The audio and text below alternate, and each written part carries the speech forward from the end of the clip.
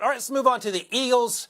And B-Mac, I'll start with you. So if let's say you're Darius Slay and you're sitting there, and here's what you find out. They get A.J. Brown. They sign Hassan Reddick. They draft Jordan Davis. They draft Nakobe Dean. Do you feel better about what Jalen Hurts has around him on the offense and also what you have as a secondary member in terms of making that defense better in this division? No question. I mean, think about this, guys. When was the last time the Philadelphia Eagles had a legit number one wide receiver? Like, you have to go all the way back to maybe Jeremy Maclin, right? I mean, he was the last wide receiver to have 1,000 yards, to say the least. When you look at the numbers, so it's been that long stretch.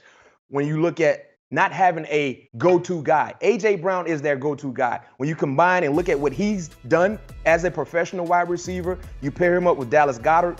Man, if you can keep Miles Sanders healthy. I think Miles Sanders is one of the more talented running backs in the National Football League.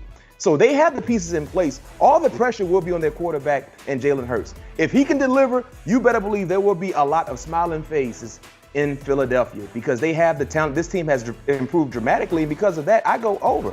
I mean, I have them winning 10 ball games. I know the win total is at 9. This is an easy over for me based on the pieces they've added. You talked about the draft. You talked about free agency.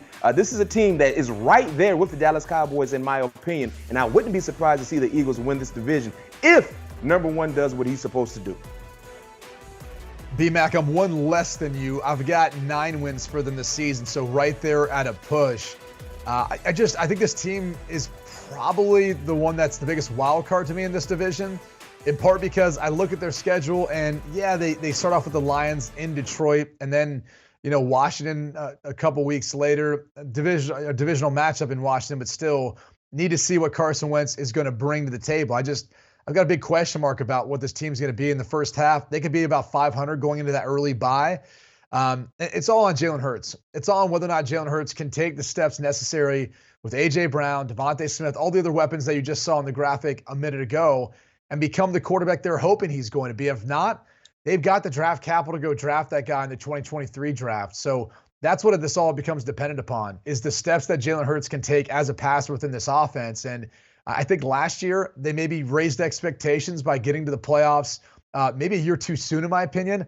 I don't think they make it this year. I think they end up finishing at least second, if not third. And I think you're only going to get one team from the NFC East that ends up making it. And that's the division winner in the Dallas Cowboys, in my opinion.